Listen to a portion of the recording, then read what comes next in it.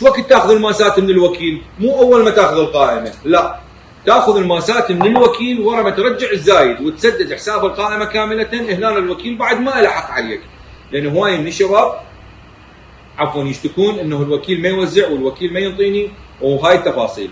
هو لو يطلع مطلوب على القائمه، او هو يطلع ماخذ خصم على القائمه، او هو يطلع ماخذ هدايا خارجيه.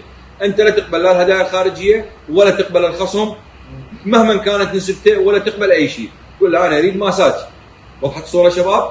تاخذ القائمه تروح تشتغل، ترجع الزايد ينزله من سعر القائمه، راح يبقى عندك الصافي اللي انت مشتغل به. هذا الصافي هو اللي راح يحسب لك عليه ماسات. لان احنا نعرف كل الزين مراتك القوائم ناخذها مثلا قيمتها $2000، قوائم بسيطه.